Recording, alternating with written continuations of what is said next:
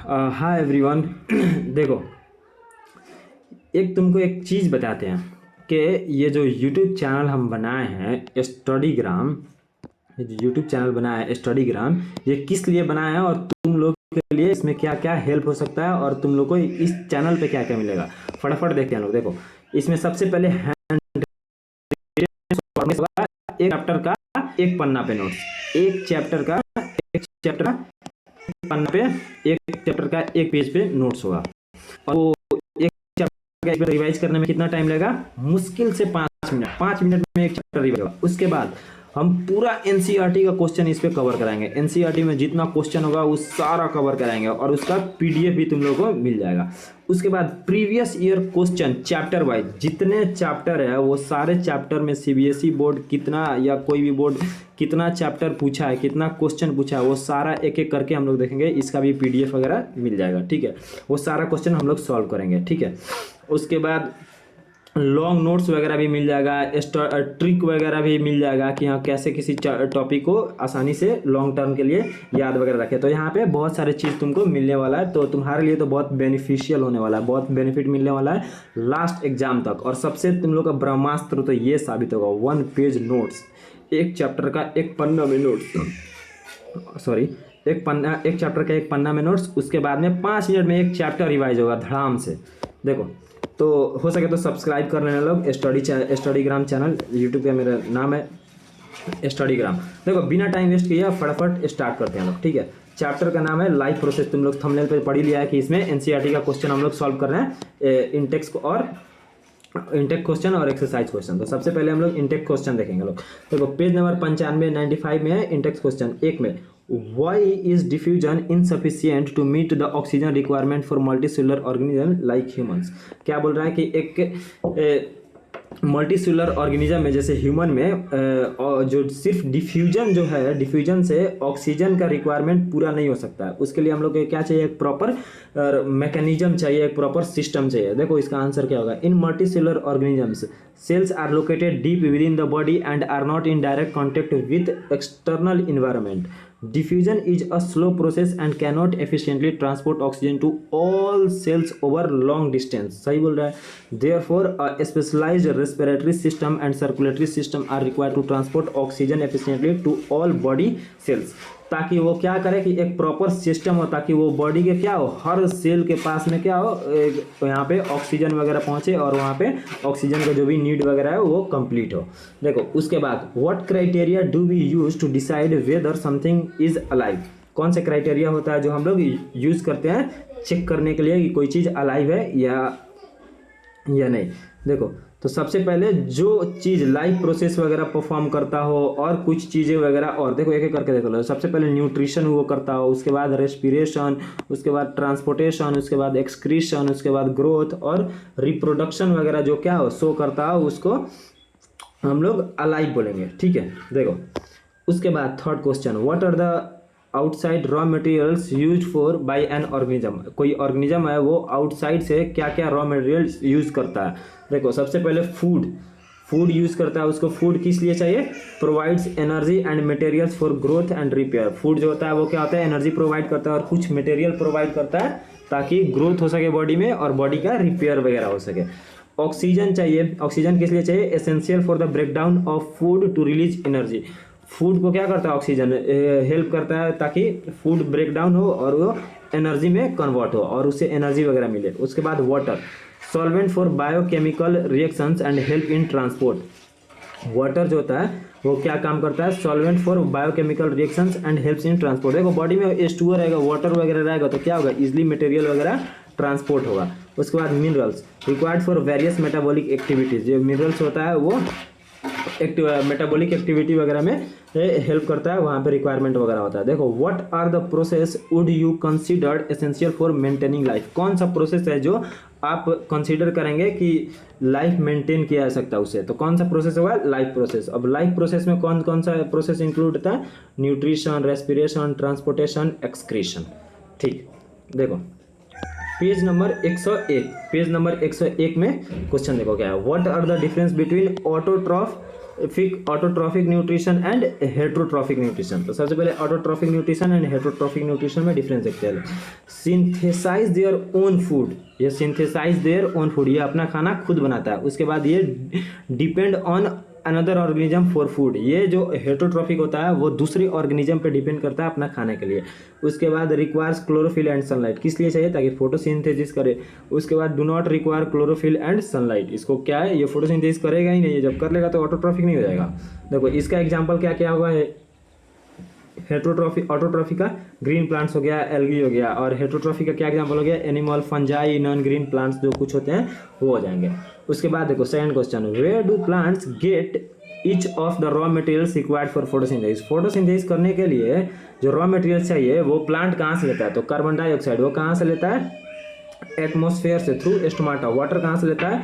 From soils through roots. Sunlight कहाँ से लेता है? Absorbed by chlorophyll in leaves.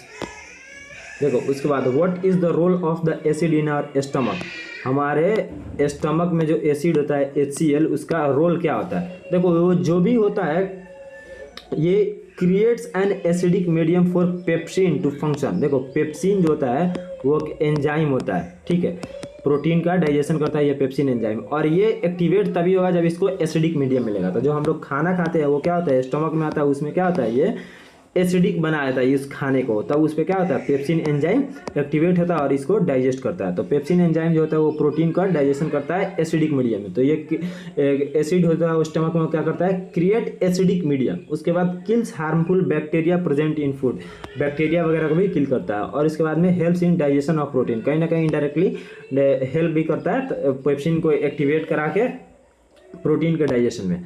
उसके बाद देखो what is the function of digestive enzymes, digestive enzymes का फंक्शन क्या है? Digestive enzymes break down complex food molecules into simpler forms.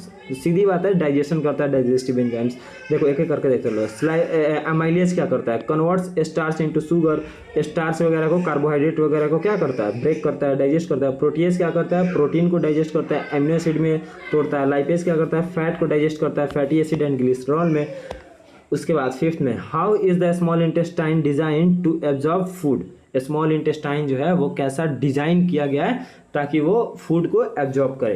देखो सबसे पहले स्मॉल इंटेस्टाइन में विलाई होता है। विलाई क्या होता है, finger like projection that increase surface area, वो क्या करता है, सरफेस एरिया इंक्रीज करता है। उसके बाद जो होता है थिन वॉल्स होता है, विलाई वगैरह का जो होता है वो थिन वॉल्स होता है, फैसिलेट इजी एब्जॉर्प्शन। वहाँ पे क्या होता है, इजिली क्या होगा, जब थिन वॉल होगा, पतला वॉल होगा तो इजिली एब्जॉर्ब हो जाएगा, इजिली क्या होगा, एब्जॉर्ब हो जाएगा। उसके बाद रिच ब्लड सप्लाई, उसमें ब्लड सप्लाई बहुत सारा होता है, कैपिलरीज होता है ताकि इजिली ट्रांसपोर्ट एब्जॉर्ब न्यूट्रिएंट्स। बढ़िया।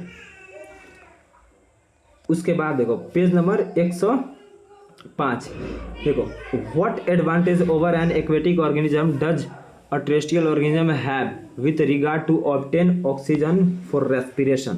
देखो इसका answer, terrestrial organism breathe air which contains more oxygen compared to water। Air breathing is more efficient and oxygen diffuses faster in air than in water।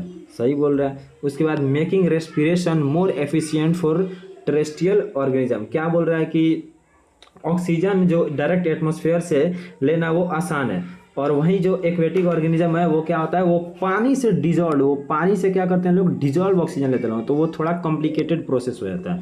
देखो उसके बाद what are the different ways in which glucose is oxidise to provide energy in various organism. देखो क्या बोल रहा है, what are the different ways in which glucose is oxidise, glucose को oxidise करने के लिए कौन कौन से तरीका है। तो सबसे पहले देखो एरोबिक रेस्पिरेशन में देखते लो क्या होता है, ग्लूकोज का कंप्लीट ऑक्सीडेशन होता है। कंप्लीट ऑक्सीडेशन होता है तो किसके प्रेजेंस में, ऑक्सीजन के प्रेजेंस में, ताकि कि आप प्रोड्यूस करें कार्बन डाइऑक्साइड, वाटर एंड ये चाहिए मेन एनर्जी। उसके बाद एनएरोबिक में देखते हैं लोग, एनएरोबिक में एब्सेंस ऑफ ऑक्सीजन में होता है, ग्लूकोज पार्शियली डाइजेस्ट होता है टू प्रोड्यूस लैक्टिक एसिड या इथेनॉल, लैक्टिक एसिड या इथेनॉल। उसके बाद carbon dioxide and less energy, लेकिन यहाँ पे मोर एनर्जी होगा, ठीक है। देखो उसके बाद थर्ड में, how is oxygen and carbon dioxide transported in human beings, क्या बोल रहा है, ऑक्सीजन एंड कार्बन डाइऑक्साइड कैसे ह्यूमन बींग्स में ट्रांसपोर्ट होता है। ऑक्सीजन जो होता है transported by haemoglobin in red blood cell. ऐसे रेड ब्लड सेल होता है, इसी में क्या होता है, हीमोग्लोबिन होता है और इसी से अटैच होकर ऑक्सीजन ट्रांसपोर्ट होता है। उसके बाद कार्बन डाइऑक्साइड कैसे ट्रांसपोर्ट होता है, transport in dissolved form in plasma. Blood में जो प्लाज्मा होता है उसी में क्या होता है, ये डिजॉल्व होकर ट्रांसपोर्ट होता है। उसके बाद में कोई कुछ अमाउंट में बाइकार्बोनेट के फॉर्म में होता है और and A small amount by haemoglobin, कुछ ना की मात्रा में हीमोग्लोबिन के द्वारा भी क्या होता है, ट्रांसपोर्ट होता है। देखो उसके बाद फोर्थ में, how are the lungs designed in human beings to maximise the area for the exchange of gases. Maximise area for the exchange of gases. देखो लंग्स में क्या क्या होता है, सबसे पहले एल्वियोलाई होता है। एल्वियोलाई क्या होता है, numerous tiny sacs increasing surface area. तुम लोग जानता है एल्वियोलाई क्या होता है, ऐसा लंग्स होता है, इसमें छोटे छोटे बलून लाइक स्ट्रक्चर होता है, वही क्या होता है, एल्वियोलाई होता है। और ये क्या करता है, सरफेस एरिया इंक्रीज करता है। उसके बाद जो एल्वियोलाई है तो उसके पास क्या होता है, थिन वॉल्स होता है, वो फैसिलिटेट इज गैस एक्सचेंजेस। तो तुम सोचो ना, अगर पतला इसका दीवार होगा तो आराम से इधर से मटेरियल इधर से इधर एक्सचेंज होगा। Rich capillaries network, capillary network, उसमें क्या होता है, ऐसे एल्वियोलाई तो ब्लड का कैपिलरी यहाँ पे बहुत सारे ऐसे होते हैं ताकि क्या हो सके, यहाँ पे एक्सचेंज हो सके और ब्लड में मिक्स होकर ट्रांसपोर्ट हो सके। बढ़िया। उसके बाद page number 110, What are the components of the transport system in human beings? What are the functions of these components? Transport system में क्या क्या मिलके ह्यूमन बींग्स में ट्रांसपोर्ट सिस्टम बनाता है और उसका क्या फंक्शन है। देखो सबसे पहले हार्ट क्या करता है, pumps blood through out the body. उसके बाद ब्लड क्या करता है, blood transport nutrients, gases, hormones and wastage, ये सारे ट्रांसपोर्ट करता है। ब्लड वेसल्स क्या होता है, ब्लड वेसल्स वही नली, खून की नली, जिस पाइप में जिस नली में ब्लड बहता है उसी को हम लोग क्या बोलते हैं, ब्लड वेसल्स। देखो ब्लड वेसल्स क्या होता है, आर्टरीज हो गया, वेन्स हो गया, ब्लड कैपिलरी हो गया, दैट कैरी क्या करता है, ब्लड। ये सारे तीनों नली का नाम है, ब्लड कैपिलरीज ब्लड वेसल्स का नाम है। देखो why is it necessary to separate oxygenated and deoxygenated blood in mammals and birds? क्या बोल रहा है कि separating oxygenated and deoxygenated blood ensures efficient oxygen supply to blood to body tissue, supporting their high energy needs and maintaining constant body temperature. क्या बोल रहा है कि अगर ये सेपरेट करेंगे लोग तो एफिशिएंट सही अमाउंट में ऑक्सीजन का सप्लाई होगा टिश्यू के पास और क्या करेगा, सपोर्ट देयर एनर्जी नीड। वो क्या होगा, प्रॉपर वहाँ पे ऑक्सीजन जाएगा, एनर्जी प्रॉपर बनाएगा। उसके बाद में क्या होगा, थोड़ा बहुत बॉडी टेम्परेचर वगैरह मेंटेन भी करता है। देखो What are the components of the transport system in highly organized plants? देखो हाईली ऑर्गेनाइज्ड प्लांट्स में कौन सा ट्रांसपोर्ट सिस्टम है। सबसे पहले जाइलम देखते हैं लोग। Xylem transports water and minerals from roots to leaves, सही बात है। उसके बाद फ्लोएम क्या करता है, transport food from leaves to other parts of the plant. बढ़िया। उसके बाद how are the water and minerals transport in plants. Water and minerals transport plants में कैसे ट्रांसपोर्ट होता है, water and minerals are absorbed by roots and transported upward through xylem vessels due to ट्रांसपिरेशनल pull, root pressure and capillary action. देखो 5 में how is food transported in plants. Plants में food जो होता है वो कैसे ट्रांसपोर्ट होता है, तो food is transported through phloem tissue होता है, वो ट्रांसपोर्ट करता है leaves to other part of the plant. Leaf में ही तो खाना बनता है, फोटोसिंथेसिस लीफ में होता है तो उसके बाद लीफ में बनता है और सारे बॉडी के पार्ट्स में ट्रांसपोर्ट होता है। और इस प्रोसेस को हम लोग क्या बोलते हैं, ट्रांसलोकेशन, विच रिक्वायर्स एनर्जी। ये जो फूड ट्रांसपोर्टेशन होता है वो उसमें एनर्जी वगैरह लगता है। पेज नंबर 112 देखो, describe the structure and function of nephron. Structure इसमें कौन कौन सा शो करना है, each nephron has a glomerulus enclose in Bowman's capsule leading to a tubule, ये इसका स्ट्रक्चर वगैरह होता है। उसके बाद फंक्शन देखो क्या करता है, blood is filtered in the glomerulus, useful substances are reabsorbed in tubule, wastage are excreted as urine. बढ़िया। उसके बाद देखो 2 में what are the methods used by plant to get rid of excretory products. Excretory product से छुटकारा पाने के लिए प्लांट क्या क्या करता है, तो सबसे पहले गैसियस एक्सचेंज का देखते हैं लोग। ये एक्सक्रीटरी प्रोडक्ट ये स्टोमाटा से क्या करता है, रिलीज करता है। उसके बाद में एक्सेस वाटर, ये रिमूव्ड बाय ट्रांसपिरेशन। ट्रांसपिरेशन क्या होता है, पत्तों से क्या होता है, लॉस ऑफ वाटर जो होता है, वाटर वेपर बन के उड़ जाता है, वैसे को क्या बोलते हैं हम लोग, ट्रांसपिरेशन। तो वाटर का कैसे होगा, एक्सेस वाटर, ट्रांसपिरेशन। उसके बाद अदर वेस्टेज जो होता है कुछ वैक्यूल्स में डिपॉजिट करता है, कुछ लीव्स में। उसके बाद एक्सक्रीटेड इनटू द सोइल, कुछ जो होता है वो सोइल में एक्सक्रीट कर देता है। और ये लीव्स सुनो, एक पतझड़ का सीजन आता है। वो पतझड़ का सीजन क्यों आता है, ताकि देखो क्या होता है कि जो वेस्ट मटेरियल वगैरह ऐसे लीफ में क्या होता है, डिपॉजिट होता है। और उसके बाद में एक सीजन आता है जिसमें क्या होता है, ये पत्ता वगैरह झड़ जाता है। तो पत्ता जब झड़ता है तो उसके साथ साथ वेस्ट प्रोडक्ट भी क्या होता है, झड़ जाता है। देखो, how is the amount of urine produce regulated, कितना अमाउंट ऑफ यूरिन वगैरह प्रोड्यूस्ड होगा, वो कैसे रेगुलेट होगा। देखो, वाटर इनटेक, इस पे डिपेंड करता है कि हम लोग पानी कितना पीते हैं। उसके बाद हार्मोन्स का भी इसमें रोल होता है। कौन सा hormone, anti diuretic hormone ADH जिसको बोलते हैं, वो भी रेगुलेट्स क्या करता है, रीअब्जॉर्प्शन का। उसके बाद देखो environmental factors, temperature and activity level, हम लोग कितना कोई काम वगैरह करते हैं। उसके बाद टेम्परेचर कैसा है, इस पर भी क्या होता है, डिपेंड करता है। ये इंटेक्स क्वेश्चन खत्म हो गया। अब है एक्सरसाइज क्वेश्चन। वीडियो ज़्यादा लंबा हो जाएगा तो इसको हम लोग रहते, इसको हम लोग नेक्स्ट पार्ट में कवर करेंगे लोग, ठीक है। और हाँ, तुम लोग सब्सक्राइब करना मत भूलना लोग, ठीक है। तुम लोग सब्सक्राइब कर लो। वीडियो तुम लोग के एग्जाम तक बहुत काम आने वाला है। ये पूरा चैनल बहुत काम आने वाला है। चैनल क्या नाम है, स्टडीग्राम। तुम लोग सब्सक्राइब कर लो, कर ही लो, ठीक है। Thank you.